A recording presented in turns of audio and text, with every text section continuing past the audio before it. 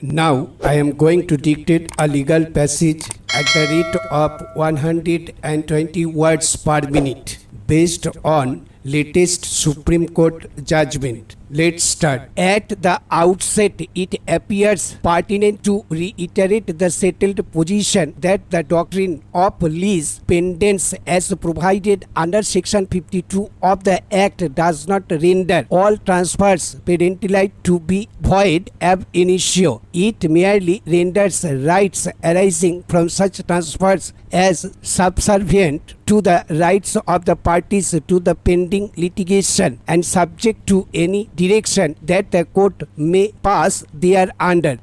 Therefore, the mere fact that the RSD was executed during the pendency of the underlying suit does not automatically render it null and void on this ground alone. We find the impugned order to the wholly erroneous as it employs Section 52 of the Act to nullify the RSD and on that basis concludes that the implement application is untenable.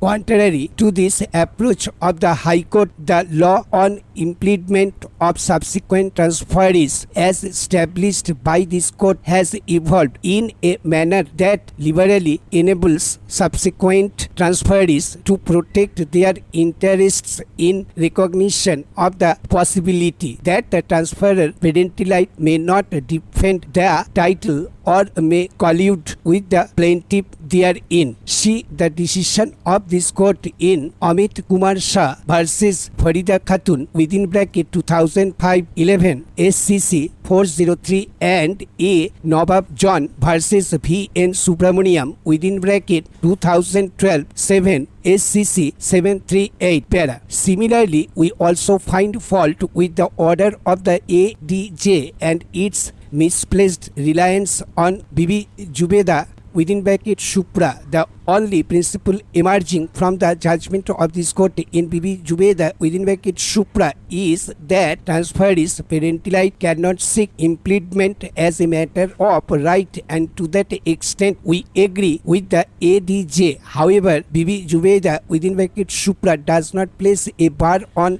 implement of transferees who purchase property without seeking leave of the court. The decision of the court in Bibi Jubeda within bracket Shupra turns on its own facts. The court rejected the application for joinder therein, nothing that the underlying suit was pending since 1983, and upheld the finding of the trial court that the subsequent purchaser was not bona fide and attempted to complicate and delay the underlying suit. Therefore, the judgment in Bibi Jubeda within bracket Shupra being distinguishable on facts does not assist the respondents herein. The respondents herein assail the implement of the appellant on the ground that he is not a bona fide purchaser as he had full knowledge of the pending litigation. While that is the admitted position, there exists no bar to the implement of transferees parental with notice. Permitting the implement of a transferee parental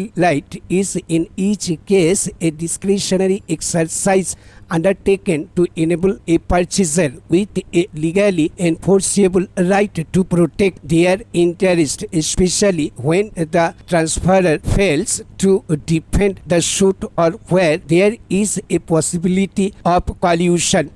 In the purchaser facts and circumstances of this case, Mr. Sundaram has been able to satisfy this court on the possibility of conclusion between the respondents. It is a fact that the plaintiffs and defendants are relatives. More importantly, plaintiffs approached the court in the underlying suit after a substantial delay of 11 years, whereas admittedly the revenue records were mutated to reflect the name of respondent number 21 since 2000 2007. It is also curious that the claim of non-payment of consideration by the appellant was made for the first time before this court para. On the other hand, the appellant has a registered sale deed in his favor and has therefore seemingly acquired an interest in the subject land. Whether or not the consideration was paid is a disputed question of fact that shall